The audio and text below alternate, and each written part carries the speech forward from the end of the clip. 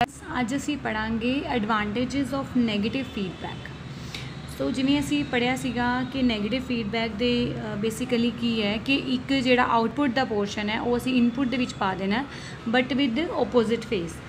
ਅਗਰ ਅਸੀਂ ਇੱਦਾਂ ਕਰ ਦਿੰਦੇ ਹਾਂ ਤਾਂ ਇਸ ਚੀਜ਼ ਨੂੰ ਅਸੀਂ ਨੈਗੇਟਿਵ ਫੀਡਬੈਕ ਬੋਲਦੇ ਹਾਂ। ਅਸੀਂ ਉਹਦੀਆਂ ਕੁਛ ਜਿਹੜੀਆਂ ਕਰੈਕਟਰਿਸਟਿਕਸ ਨੇ ਜਿਹੜੀਆਂ ਸਾਡੀਆਂ ਡਿਜ਼ਾਇਰੇਬਲ ਨੇ, ਜਿਵੇਂ ਕਿ ਸਾਨੂੰ ਜਿਹੜਾ ਗੇਨ ਜਿਹੜਾ ਸਾਨੂੰ ਸਟੇਬਲ ਹੋਣਾ ਚਾਹੀਦਾ ਸਾਡੇ ਵਾਸਤੇ, ਨੋਨ ਲੀਨੀਅਰ ਡਿਸਟੋਰਸ਼ਨ ਜਿਹੜੀ ਹੈ ਉਹ ਰਿਡਿਊਸ ਹੋਣੀ ਚਾਹੀਦੀ ਹੈ। ਸਿਮਿਲਰਲੀ ਜਿਹੜੀ ਨੋਇਸ ਹੈਗੀ ਹੈ ਆਊਟਪੁੱਟ ਦੇ ਵਿੱਚ ਉਹ ਸਾਡੀ ਘੱਟ ਹੋਣੀ ਚਾਹੀਦੀ ਹੈ। ਸੋ ਇਸ ਤਰ੍ਹਾਂ ਇਹ ਸਾਰੀਆਂ ਜਿਹੜੀਆਂ ਪ੍ਰੋਪਰਟੀਜ਼ ਨੇ ਸਾਡੀਆਂ ਮਤਲਬ ਅਸੀਂ ਚਾਹੁੰਦੇ ਹਾਂ ਕਿ ਇਹ ਸਾਰੀ ਪ੍ਰੋਪਰਟੀ ਸਾਡੇ ਵਿੱਚ ਆਉਣ, ਅਤੇ ਇਸ ਲਈ ਅਸੀਂ ਜਿਹੜੀ ਹੈ ਨੈਗੇਟਿਵ ਫੀਡਬੈਕ ਜਿਹੜੀ ਹੈ ਉਹ ਅਸੀਂ ਅਪਲਾਈ ਕਰਦੇ ਹਾਂ। ਅੱਜ ਅਸੀਂ ਇਹ ਦੇਖਣਾ ਹੈ ਕਿ ਕਿਸ ਤਰੀਕੇ ਦੇ ਨਾਲ ਇਹ ਸਾਰੀਆਂ ਜਿਹੜੀਆਂ ਪ੍ਰੋਪਰਟੀਜ਼ ਆ ਮੈਥਮੈਟੀਕਲੀ ਇਕੁਏਸ਼ਨਸ ਦੇ ਅਕੋਰਡਿੰਗ ਅਸੀਂ ਕਿਸ ਤਰ੍ਹਾਂ ਮਤਲਬ ਸ਼ੋਅ ਕਰ ਸਕਦੇ ਹਾਂ ਕਿ ਜਿਹੜੀ ਨੈਗੇਟਿਵ ਫੀਡਬੈਕ ਆ ਉਹ ਸਾਰੀ ਚੀਜ਼ਾਂ ਲਿਆਉਣ ਦੇ ਵਿੱਚ ਹੈਲਪਫੁਲ ਹੈ। ਸੋ ਸਭ ਤੋਂ ਪਹਿਲੀ ਗੱਲ ਤਾਂ ਹੈਗੀ ਹੈ ਗੇਨ ਸਟੇਬਿਲਿਟੀ। ਗੇਨ ਸਟੇਬਿਲਿਟੀ ਦਾ ਮਤਲਬ ਇਹ ਹੈ ਕਿ ਜਿਹੜੇ ਸਾਡੇ ਸਰਕਿਟ ਦੇ ਵਿੱਚ ਕਾਫੀ ਸਾਰੇ ਜਿਹੜੇ ਕੰਪੋਨੈਂਟਸ ਲੱਗੇ ਹੁੰਦੇ ਆ, ਜਿਵੇਂ ਕਿ ਅਸੀਂ ਪਹਿਲੇ ਟਰਾਂਜ਼ਿਸਟਰ ਬਾਇਸਿੰਗ ਦੇ ਵਿੱਚ ਵੀ ਦੇਖ ਚੁੱਕੇ ਹਾਂ ਕਿ ਉਹ ਸਾਰੇ ਪੈਰਾਮੀਟਰਸ ਜਿਹੜੇ ਨੇ ਉਹ ਟਰਾਂਜ਼ਿਸਟਰ ਦੇ ਨਾਲ ਏਜਿੰਗ ਦੇ ਨਾਲ ਮਤਲਬ ਕਾਫੀ ਟਾਈਮ ਹੋ ਜਾਏ ਜਦੋਂ ਜ਼ਿਆਦਾ ਤੱਕ ਤੁਸੀਂ ਯੂਜ਼ ਕਰੋ, ਜਾਂ ਫਿਰ ਅਗਰ ਅਸੀਂ ਕੋਈ ਸਰਕਿਟ ਦਾ ਕੰਪੋਨੈਂਟ ਰਿਪਲੇਸ ਕਰਦੇ ਹਾਂ ਹੈ ਨਾ, ਤਾਂ ਉਹਦੇ ਨਾਲ ਜਿਹੜੀ ਹੈ ਉਹ ਜਿਹੜਾ ਗੇਨ ਹੈ ਜਿਹੜਾ ਉਹ ਚੇਂਜ ਹੋ ਜਾਂਦਾ ਹੈ ਸਾਡਾ।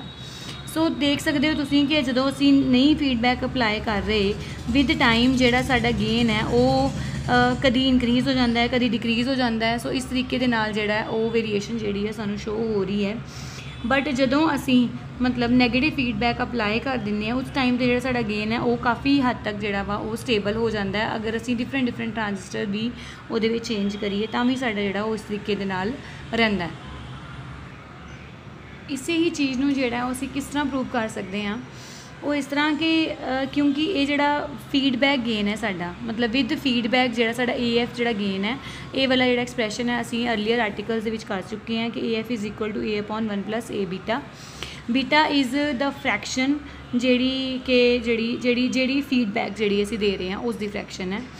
ਸੋ ਅਗਰ ਅਸੀਂ A ਬੀਟਾ ਦੀ ਵੈਲਿਊ ਬਹੁਤ ਜ਼ਿਆਦਾ A1 ਤੋਂ, ਕਿਉਂਕਿ ਅਗਰ ਅਸੀਂ ਇਨਕਰੀਜ਼ ਕਰ ਦਿੰਦੇ ਹਾਂ ਸੋ 1 ਜਿਹੜਾ ਫੈਕਟਰ ਹੈ ਉਹ A ਬੀਟਾ ਦੇ ਹਿਸਾਬ ਦੇ ਨਾਲ ਮਤਲਬ ਬਹੁਤ ਜ਼ਿਆਦਾ ਘੱਟ ਰਹਿ ਜਾਏਗਾ। ਸੋ ਇਸ ਲਈ 1 ਨੂੰ ਜਿਹੜਾ ਅਸੀਂ ਇਗਨੋਰ ਕਰ ਰਹੇ ਹਾਂ ਇੱਥੇ।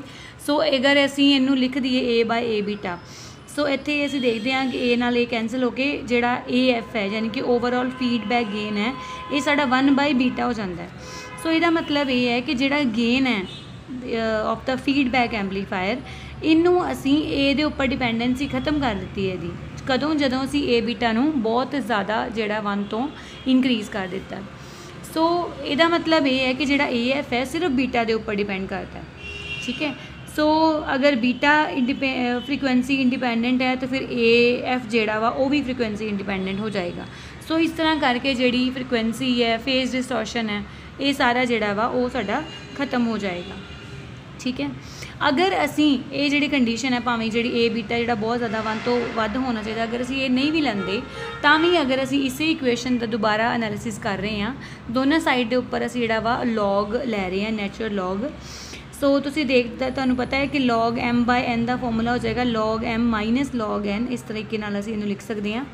ਅਗਰ ਅਸੀਂ ਦੋਨਾਂ ਸਾਈਡ 'ਤੇ ਅਗਰ ਅਸੀਂ ਡਿਫਰੈਂਸ਼ੀਏਟ ਕਰੀਏ ਵਿਦ ਰਿਸਪੈਕਟ ਟੂ A, ਅਸੀਂ ਜਿਹੜਾ ਵਾ ਉਹ ਡਿਫਰੈਂਸ਼ੀਏਟ ਕਰ ਰਹੇ ਹਾਂ। ਸੋ ਇੱਥੇ ਅਗਰ ਅਸੀਂ ਲਿਖਦੇ ਹਾਂ DAF ਮਤਲਬ log ਹੈਗਾ, ਸੋ 1/AF DAF ਆ ਜਾਏਗਾ, ਇੱਥੇ 1/A DA ਆ ਜਾਏਗਾ।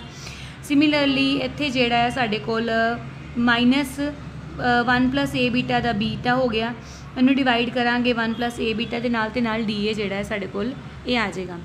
ਅਗਰ ਅਸੀਂ ਇਹਨੂੰ ਮੈਂ ਥੋੜ੍ਹਾ ਜਿਹਾ ਈਜ਼ੀ ਵੇ ਨਾਲ ਲਿਖ ਦਿੰਦੀ ਹਾਂ 1/AF DAF/DA is equal to 1/A - β/1 + A beta. Actually ਵਿੱਚ ਇਹ ਇਸ ਤਰ੍ਹਾਂ ਡਿਫਰੈਂਸ਼ੀਏਸ਼ਨ ਕੀਤੀ ਹੋਈ ਹੈ, ਬਾਅਦ ਵਿੱਚ ਜਿਹੜਾ DA ਹੈਗਾ ਉਹਨੂੰ ਅਸੀਂ ਦੂਜੀ ਸਾਈਡ 'ਤੇ ਜਿਹੜਾ ਉਹ ਲੈ ਕੇ ਗਏ ਹਾਂ। ਸੋ ਇਸ ਤਰੀਕੇ ਦੇ ਨਾਲ ਜਿਹੜਾ ਵਾ ਉਹ ਡਿਫਰੈਂਸ਼ੀਏਸ਼ਨ ਹੋਈ ਹੈ ਸਾਡੀ। ਸੋ ਇੱਥੇ ਤੁਸੀਂ ਦੇਖ ਸਕਦੇ ਹੋ ਕਿ ਅਗਰ ਇੱਥੋਂ DA/A ਜਿਹੜਾ ਅਗਰ ਅਸੀਂ ਕਾਮਨ ਲੈਂਦੇ ਹਾਂ ਸੋ ਸਾਡੇ ਕੋਲ ਇਹ ਫੈਕਟਰ ਆਉਂਦੇ ਨੇ। ਅਗਰ ਅਸੀਂ ਅੰਦਰ ਵਾਲਾ ਜਿਹੜਾ ਇਹਨੂੰ ਸੋਲਵ ਕਰਦੇ ਹਾਂ ਅਤੇ ਓਵਰਆਲ ਸਾਡੇ ਕੋਲ DAF/AF divided by D A by A, यानी कि यह वाला फैक्टर उधर लै गए ने, ये तुहाडे कोल आ जांदा 1 डिवाइडेड बाय 1 ए बीटा। सो ये चीज़ की है, ये बेसिकली हैगी है sensitivity gain actually they which. Sensitivity की किस तरह असीं डिफाइन कर सकते हैं, इस तरह डिफाइन कर सकते हैं कि gain of the feedback amplifier A F with respect to variation in A F, है ना। सो डिवाइडेड जिवें इत्थे प्रॉपर डेफिनेशन इत्थे लिखी हुई है तुहाडी कि sensitivity of the transistor gain of the amplifier A F with respect to variation of the internal amplifier gain A is defined as the ratio of the fractional change in the gain with feedback to the fractional change in without feedback. So ये हैगा तुहाडा with feedback, तो यह वाला जी चीज़ है ये तुहाडी without feedback है। सो दोवें जड़े अगर असीं इनू डिवाइड करते हैं, सो इनू असीं गेन सेंसिटिविटी इस तरीके नाल असीं डिफाइन करते हैं। सो ये तुहाडी हैगी आ गेन सेंसिटिविटी 1 बाय 1 ए बीटा, ठीक है। सिमिलरली एदा क्योंकि ये सेंसिटिविटी गेन है, एदा रेसिप्रोकल जिहड़ा वो डी सेंसिटिविटी गेन हो जाएगा। सो 1 बाय एस यानी कि 1 ए बीटा हो जाएगा। सो इनू जिहड़ा इनू असीं डी दे नाल जिहड़ा डिनोट कीता है, ठीक है।